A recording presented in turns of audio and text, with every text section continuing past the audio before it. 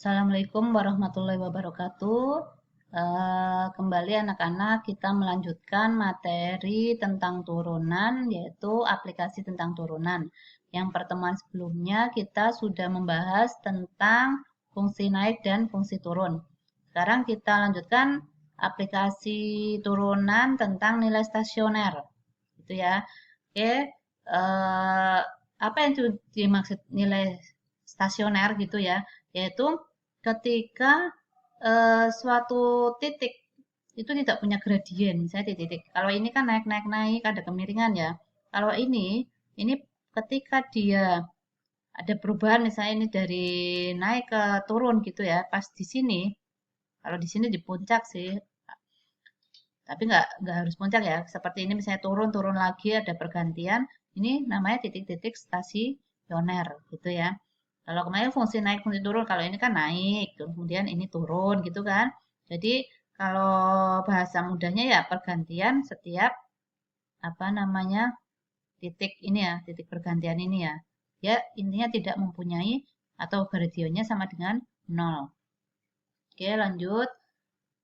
Nah, sekarang tadi berarti yang di titik-titik X sama dengan A, B tadi ya, titik-titik perubahan tadi itu adalah gradiennya atau gradien garis singgungnya adalah 0. Kemudian jenis-jenis stasioner itu ada beberapa. Yang pertama adalah misalnya yang di sekitar X sama dengan A. Ya, X sama dengan A tadi kalau kita lihat grafik ini kan naik. Berarti dia kan positif ya. Ininya ya lebih besar 0 turunannya. Kemudian habis itu turun. Berarti yang A ini dia naik kemudian dia turun. Ketika dia naik kemudian turun, apa yang kita temukan? Titik puncak, iya kan? Titik puncak di sini. Atau bisa juga kita sebut nilai maksimum paling atas sih ya. Ini kan paling atas nih. Kemudian ketika di B dia turun, ya kan? Kemudian dia turun lagi. Nah, kalau ini nanti B turun, turun lagi, namanya titik belok. Atau seperti yang di D, naik, naik lagi. Itu namanya juga titik belok. Tetapi kalau yang di C, ini kan turun, kemudian dia naik kan.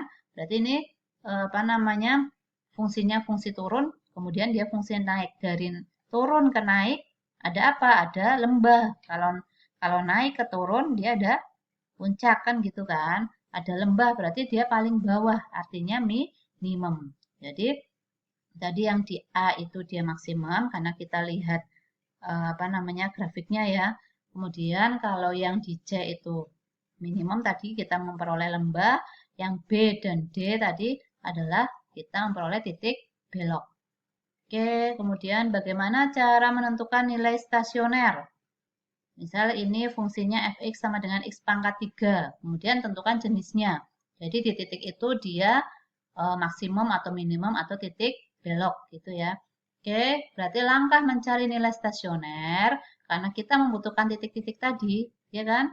Jadi kita harus mencari turunan karena ada hubungannya dengan fungsi naik, fungsi turun seperti pembahasan sebelumnya. Ketika kita mencari fungsi naik, fungsi turun, kita mencari turunan fungsinya dulu. Kemudian X pangkat 3 turunannya 3X kuadrat. Ini masalah menurunkan sudah oke ya. Kemudian kita mencari karena gradiennya 0 kan tadi kan. Berarti turunannya sama dengan 0. 3X kuadrat sama dengan 0. X-nya sama dengan 0. Kemudian ketika X-nya sama dengan 0, maka pasangannya kan kalau X, Y kan. Maka pasangannya berapa? Kita masukkan aja ke sini. Berarti 0 pangkat 3, 0 juga. Berarti titik 0,0. Nah, untuk mencari di titik 0,0 itu fungsinya maksimum atau minimum, kita cari fungsi naik atau fungsi turun yang dalam yang di sekitaran titik X sama dengan 0 ini. Nah, sekarang untuk mengecek kan seperti yang kemarin fungsi naik, fungsi turun ya. Berarti di rentangan ini, di interval yang ini misalnya kita ambil, berarti kurang dari 0 ya. Misal kita ambil titik min 1. Kita masukkan kemana? Masukkan ke turunannya kan. Kemarin pas fungsi naik, fungsi turun. Min 1 pangkat 2 berapa? Min 1 kali min 1 kan plus 1 kan. Berarti positif ya. Kali 3 kan tetap positif. Ini positif. Kalau yang ini kita ngambil yang lebih dari 0 berarti kan. Rentangan ini kan. Misal 1. 1 kuadrat. Apalagi positif, apalagi yang positif ya. Karena di negatif karena ketemu kuadrat juga positif. Ini juga positif. Maka posisinya ketika di 0,0, di titik 0,0, maka dia merupakan titik belok. Gitu ya, ini contoh pertama. Kemudian nanti sekalian contoh tambahan di stasioner untuk sekarang diinkludkan ke sini ya. Ada tentang menggambar kurva. Ketika kalian sudah mengerti bagaimana mencari titik atau jenis nilai stasioner, maka kalian itu bisa kita manfaatkan untuk menggambar suatu kurva. Kalau menggambar grafik fungsi kuadrat, itu mungkin kalian udah bisa ya, harus sudah bisa sih, karena udah pernah menggambar grafik fungsi kuadrat seperti dulu kan langkah-langkahnya. Mencari titik potong sumbu X, sumbu Y gitu kan. Kemudian mencari titik puncak kan gitu-gitu, ya kan? Nah, sekarang kalau fungsinya bukan kuadrat, tapi polinomial, misalnya pangkat tertingginya lebih dari 2. Kalau kuadrat kan 2 kan, misalnya pangkat 3, pangkat 4. Nah, apakah kita bisa menggambar kurvanya? Ya, kita bisa memanfaatkan tadi nilai stasioner. Nah, kita coba lihat contohnya ya. Nah, ini sebelum ke contoh, jadi ada langkah-langkah menggambar kurva. Yang pertama kita seperti menggambar grafik fungsi kuadrat ya, mencari titik potong sumbu X, sumbu Y. Itu pun kalau memungkinkan. Tapi yang paling penting adalah mencari titik-titik stasioner dan jenisnya, caranya seperti tadi. Kemudian jika diperlukan, kita mencari titik lain hanya untuk membantu kurvanya untuk memperbagus atau mempermulus kurva gitu ya. Ini hanya titik-titik bantuan. Oke, contoh misalnya kalian suruh menggambar kurva Y sama dengan X pangkat 3 min 3X plus 2. Nah, kalau mencari titik potong dengan sumbu X, apanya yang 0? Y-nya ya. Mencari titik potong sumbu X, maka Y-nya 0. Ketika Y-nya 0, berarti kan X pangkat 3 min 3X plus 2 sama dengan 0. Mungkin terlihat rumit kan untuk mencari X-nya kan? Nah, sekarang sementara kita di skip dulu ya ini ya. Nah, sekarang perpotongan dengan sumbu Y. Sumbu Y berarti apanya yang 0? X-nya. X-nya sama dengan 0. Kita masukkan berarti 0 pangkat 3 min 3 kali 0 plus 2. Berarti Y-nya berapa? 2. Gitu kan? Jadi titik potong dengan sumbu Y-nya adalah 0,2. Itu nanti dicatat ya. Kemudian menentukan titik stasioner dan jenisnya. Kalau menentukan titik stasioner berarti kita mencari turunan fungsi ini dulu. Oke, ini tadi udah ya. Turunannya berarti 3x kuadrat min 3. Atau 3 kita keluarkan, berarti kan jadinya ini turunannya sama dengan 0 untuk mencari titik-titiknya kan. Turunannya 0, maka kalau masih kuadrat kita mudah ya. Ini tinggal difaktorkan. Berarti x plus 1, x min 1, a kuadrat min b kuadrat. Berarti ini x-nya sama dengan min 1, ini x-nya sama dengan 1. Kemudian kita cari titiknya. Kalau x-nya sama dengan min 1, maka y-nya berapa? Kita memasukkannya kemana? Ke sini ya, bukan ke turunan, tapi ke fungsi aslinya. Karena x, y, berarti kita memasukkannya ke y ini. Jadi kita masukkan min 1 pangkat 3, min 3 kali min 1 tambah 2. Hasilnya 4. Berarti kita memperoleh titik min 1,4. Kemudian yang 1 juga dimasukkan, hasilnya berapa? 0. Kita memperoleh titik 1,0. Oke, berarti tadi kan ada min 1, ada 1 kan? Kemudian biar kita ngerti jenisnya, tentu kita harus ngecek gitu ya. Untuk berarti kan ini ada berapa bagian di interval ini? Kan ada bagian pertama, ya kan?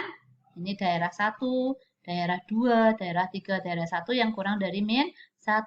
Daerah 2 antara min 1 dan 1. Daerah 3 yang lebih besar 1. Kita cek untuk daerah yang kurang dari 1. Dia fungsi naik atau fungsi turun. Gitu kan? Ya kita ambil sembarang titik di sini. Berarti kurang dari min 1 yang kita mudah ambil ya min 2 gitu ya. Nah, kita ambil min 2, masukkannya kemana untuk mengecek? Masukkannya ke turunannya. Ke sini ya, bukan ke sini. Kalau yang ini tadi untuk mencari titik kan ke sini. Kalau ini keturunannya. Jadi kan min 1, min 2 ya. Min 2 dikuadratin berapa? 4. 4 kurang 1, positif kan? Positif kali positif, positif. Maka kita memperoleh di sini fungsi naik. Karena positif sih, f aksen x-nya lebih besar 0. Kemudian di antaranya, antara min 1 dan 1 ada angka apa? 0 ya, kita ambil 0 yang mudah. Kalian mau ngambil yang lain juga boleh, min seperempat, misalnya, tapi kan rumit kan nanti perhitungannya. Nah, kita ambil 0.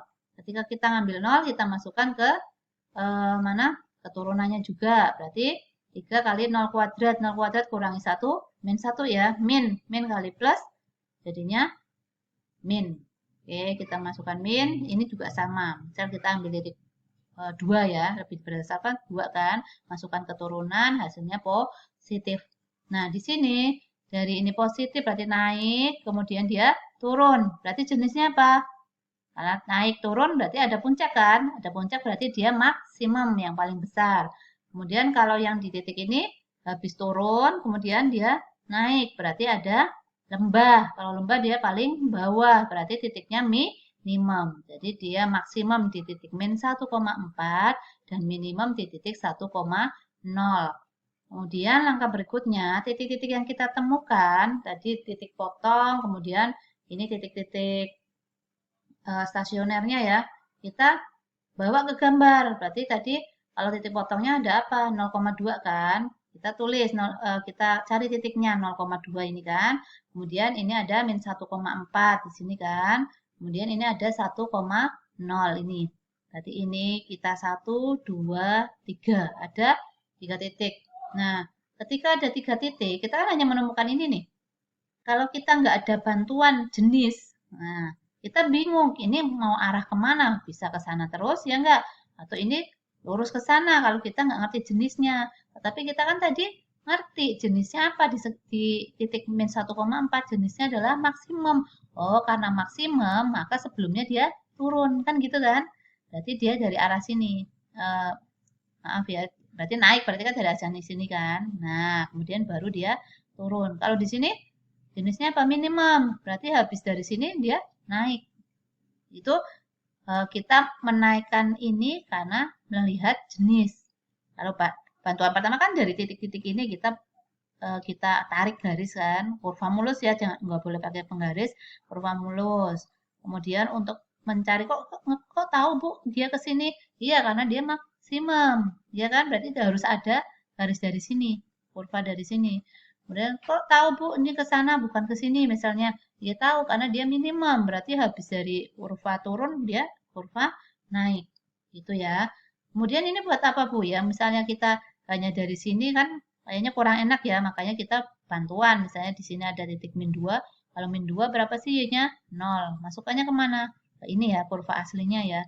Berarti min 2,0. Kemudian untuk lebih mulus lagi kurvanya kita ambil misalnya 2, maka berapa y-nya? 4. Nah udah, berarti grafik fungsi ini tadi seperti ini. Oke, gitu ya. Oke, semoga anak-anak bisa memahaminya. Wassalamualaikum warahmatullahi wabarakatuh.